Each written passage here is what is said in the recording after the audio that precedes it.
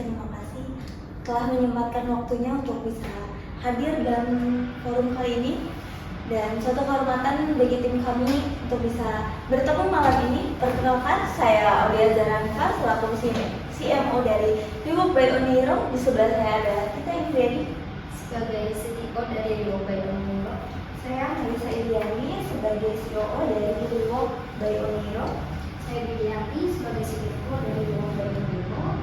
Saya Muhammad Dadi sebagai CEO dari Rework by Oniro. Izinkan saya untuk memperkenalkan dulu bisnis kami yang bernama Rework by Oniro adalah bisnis brand lokal fashion, mengolah pakaian bekas menjadi produk baru yang inovatif, kreatif, unik, dan berkualitas. Kami hadir memberikan solusi daripada limbah fashion dari fast fashion menjadi produk yang mendukung gaya hidup berkelanjutan. Mungkin di sini Bapak bertanya-tanya atau sempat terpikir kenapa sih kami memilih bisnis ini? Jadi bisnis kami bagaimana kami juga sebelumnya adalah seorang customer dan bersama dengan customer lain dari sisi customer bahwa ada masalah daripada dunia fashion sendiri dari sisi customernya yakni adanya limbah fashion yang terus menerus, konsumen yang ingin tampil unik tapi cinta sama lingkungan, dan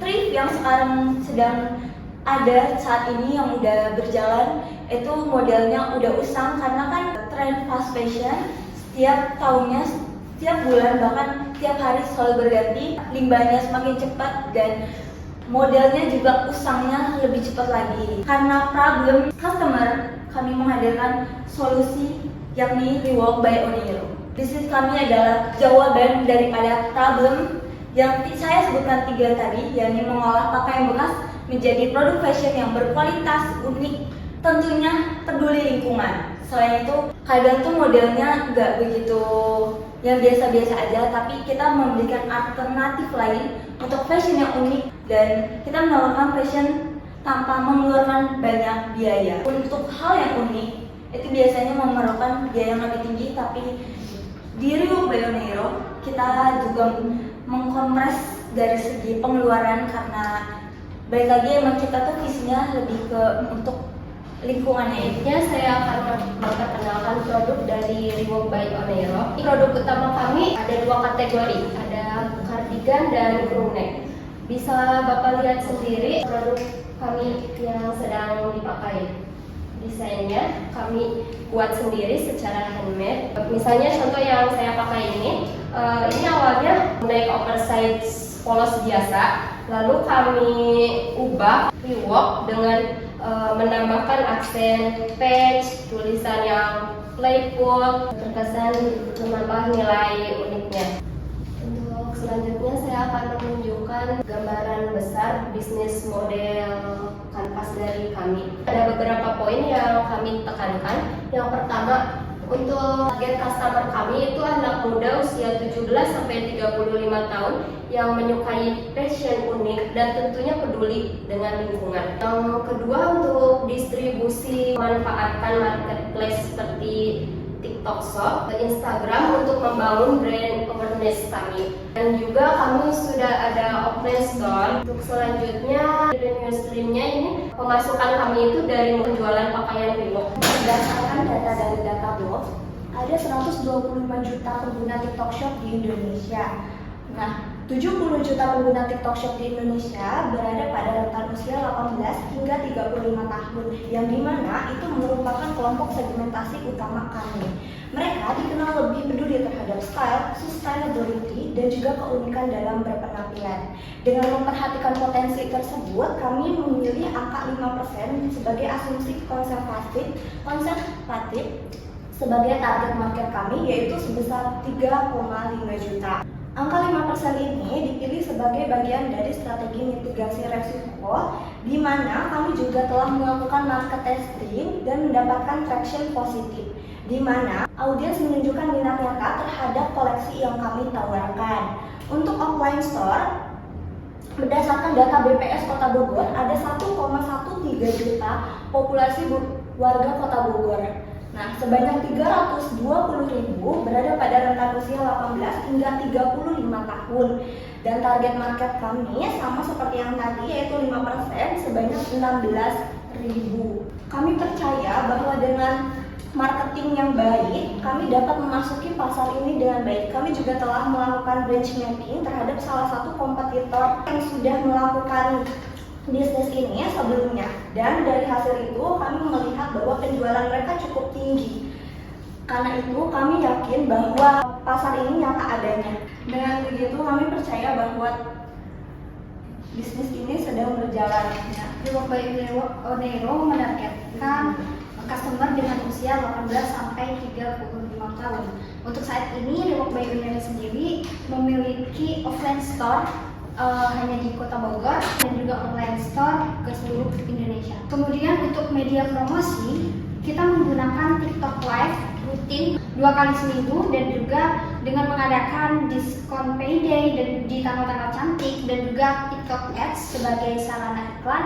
Dan selain itu kita juga menggunakan Instagram untuk membuat video-video kreatif, membuat reels dan juga transisi mix and match sesuai dengan trends yang ada.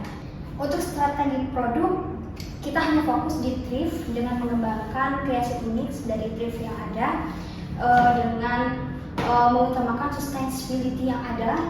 Selain itu juga desain unik ini kita memiliki 2 produk utama, yaitu crew neck dan juga cardigan seperti yang kita pakai saat ini. Untuk strategi harga kita berkisaran 55.000 sampai dengan 150.000 sesuai dengan kesulitan dari pembuatan dan juga kualitas yang kami tawarkan kepada customer. Berikut ini financial statement.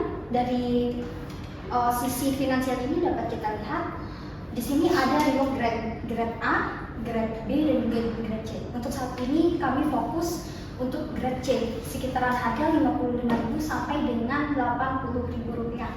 Dapat kita lihat di bulan pertama terjual 12 baju, kemudian peningkatan di bulan kedua 15 dan peningkatan di bulan ketiga 23. Peningkatan tersebut 25% dan juga 50% dari penjualan yang telah kami lakukan. Dari sisi finansial juga dapat dilihat untuk arus kas ini cukup sehat, meskipun memang dalam catatan akuntansinya untuk laba ruginya kita belum ada karena memang ini kita baru sampai 3 bulan penjualan dan memang masih ada target yang harus dicapai. Untuk planning kedepannya kita menargetkan 50% penjualan. Kita memiliki target untuk menaikkan 50% penjualan dari penjualan ribuan sebelumnya.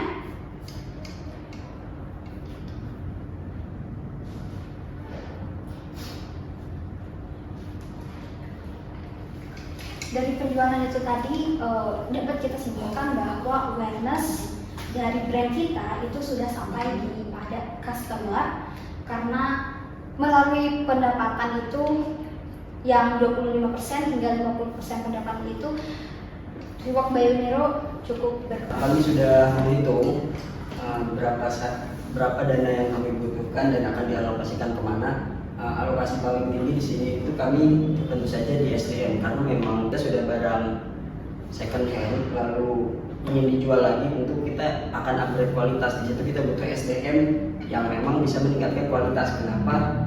Dari SDM di sini paling tinggi bisa sampai 42,2% dari dana yang kami butuhkan, yaitu 28 juta. Selain itu lagi ada marketing.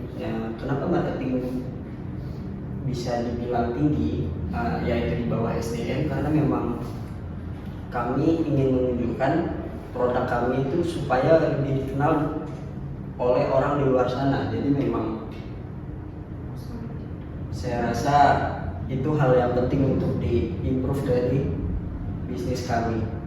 Lain-lainnya adalah di bahan baku, alat produksi, dan juga tentu juga biaya lain-lainnya.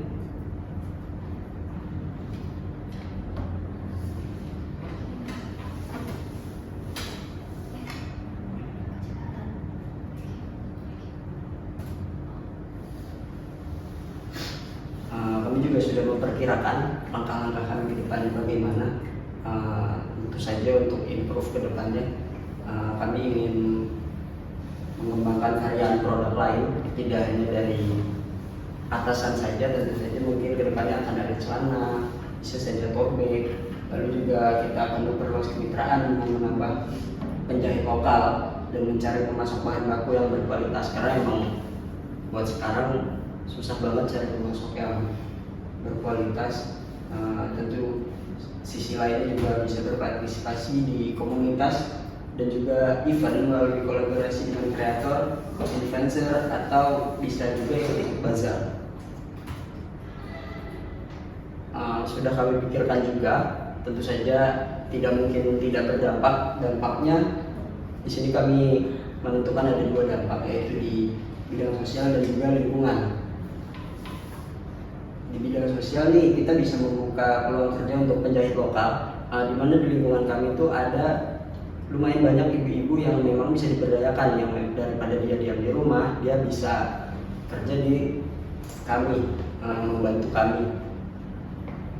Tentu saja itu bisa mendukung UMKM dan pemasok bahan lokal, itu sudah pasti bisa menciptakan lapangan kerja juga, lalu juga bisa mengangkat nilai produk, karena memang jarang ya produk ini.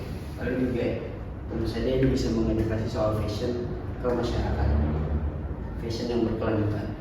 Untuk dampak lingkungannya ini sudah pasti bisa mengurangi limbah dan bisa mendorong pola konsumsi yang bertanggung jawab, lalu juga bisa memanfaatkan limbah sisa kain untuk produk kecil seperti tote bag atau pouch. Dari tadi pemaparan yang teman-teman saya jelaskan mengenai masalah daripada fashionnya, terus adapun kita juga udah menjelaskan solusinya yang udah kita tawarkan, dan itu juga dari segi marketingnya udah kita pikirkan, dan tim kami yakin bahwa ini dapat memberikan dampak yang positif selain menguntungkan dari kita ya, tapi juga untuk kepada lingkungan. Terima kasih atas perhatiannya Bapak. Mungkin sekian mengenai Rework by Oneiro. Assalamualaikum warahmatullahi wabarakatuh. Nah, dari produk berarti pembeli itu kita hanya apa ya? Kita hanya menyediakan produk dan pembeli memilih. Jadi tidak ada satu desain khusus ya, yang desainnya itu bisa beli itu lagi, atau seperti apa ya, bisa dibantu jelaskan. Jadi untuk namanya juga kita tuh mengolah dari namanya barang thrift. Jadi biasanya barang thrift itu memiliki salah satu reject tertentu. Jadi gimana modelnya itu bisa sama, bisa juga beda, tergantung dari titik mana yang mau kita tutupi. Seperti itu. Dan ada juga pembeda di bisnis kami ini bisa melalui buy request.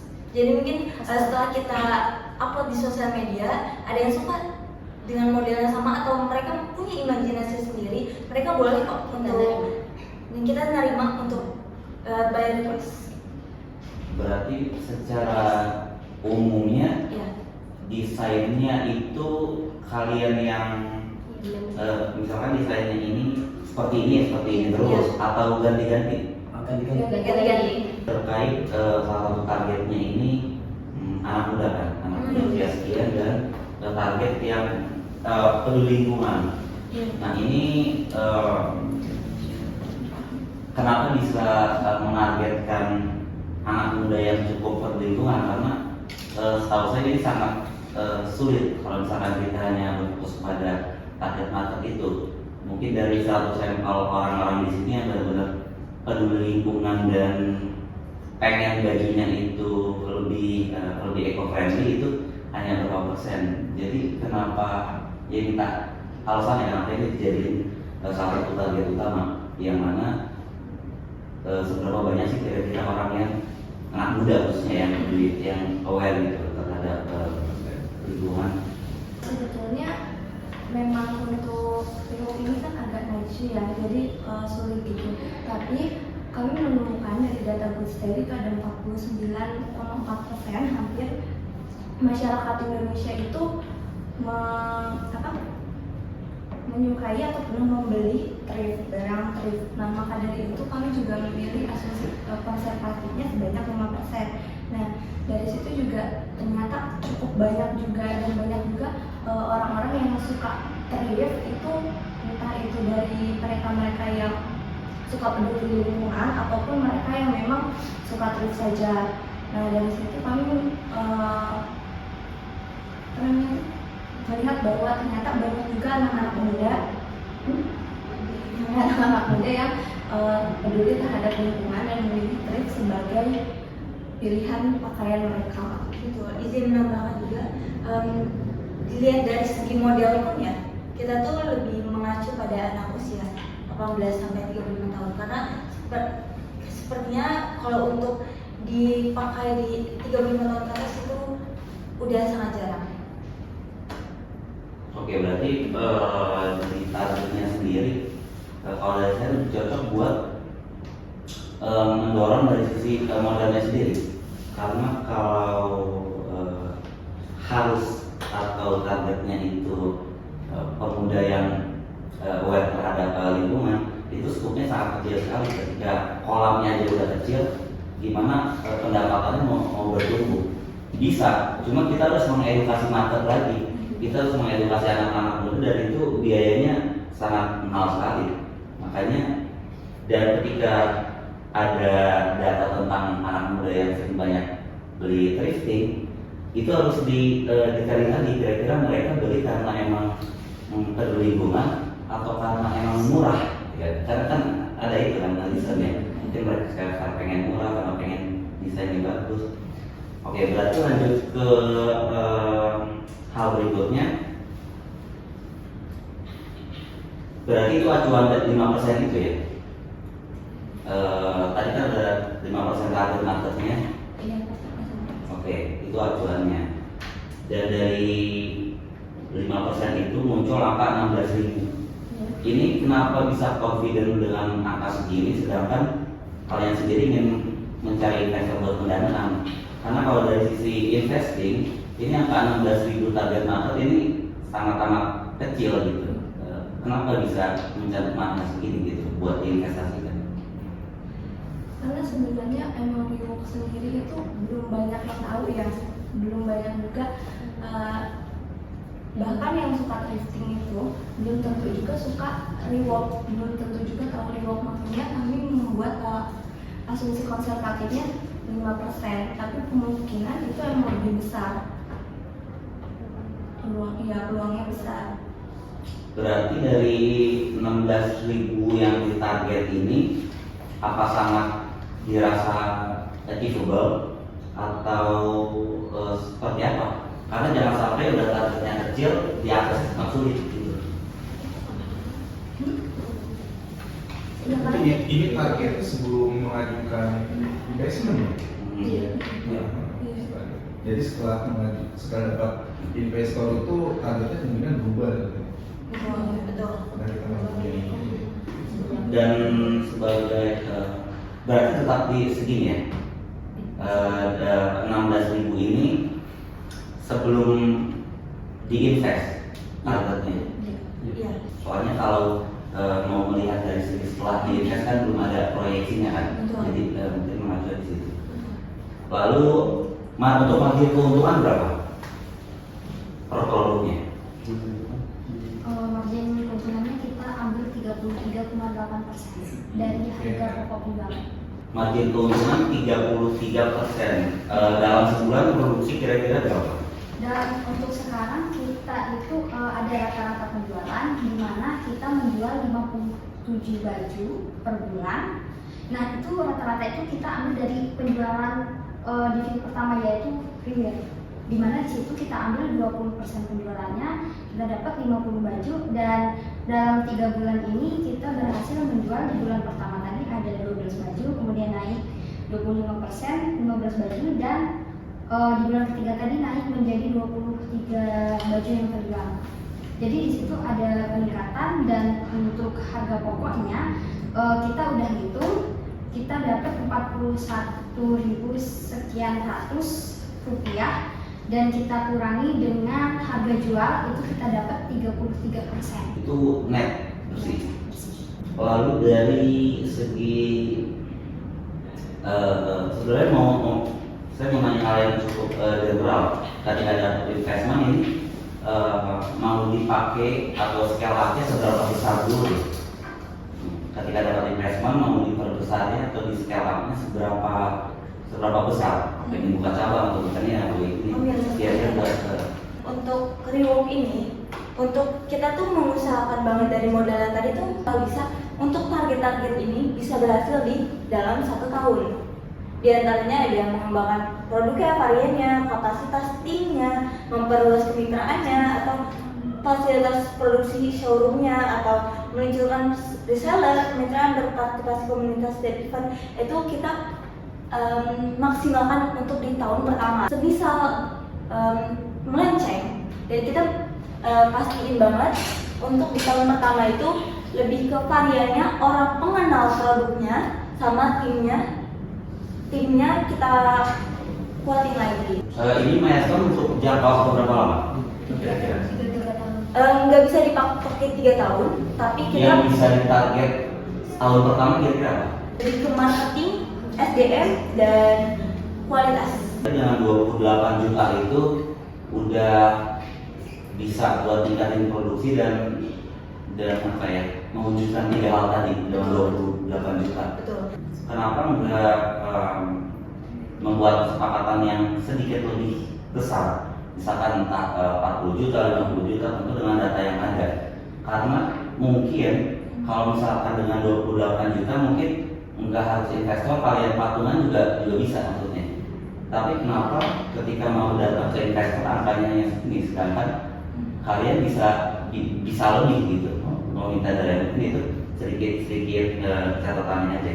Selain untuk mengurangi resiko, tapi kita juga sudah jalan seperti yang saya tadi bilang, dan kita tuh benar-benar memaksimalkan dari segitu pun kita udah yakin bahwa kita bisa merencanakan yang dari milestone ini.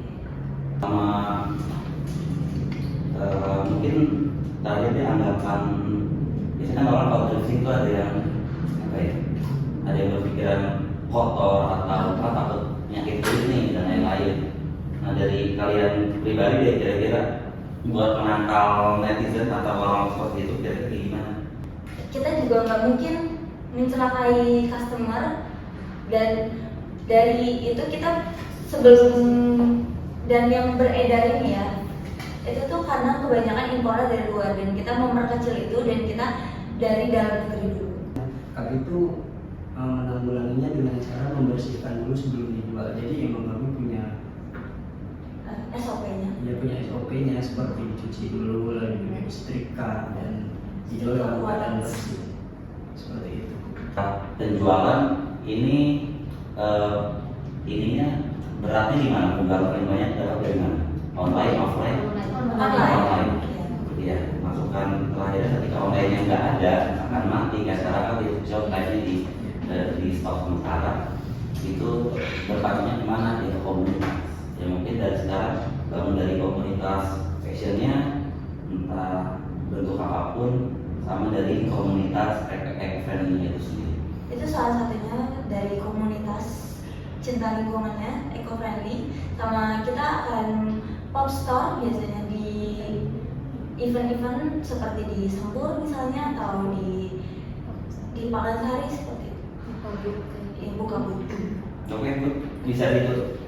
Terima kasih kepada Bapak Uwais terkait waktunya, telah meluangkan waktu yang cukup banyak kepada kita, suatu kehormatan. Semoga Bapak berkenan untuk bisa bergabung dan bekerja sama dengan kami.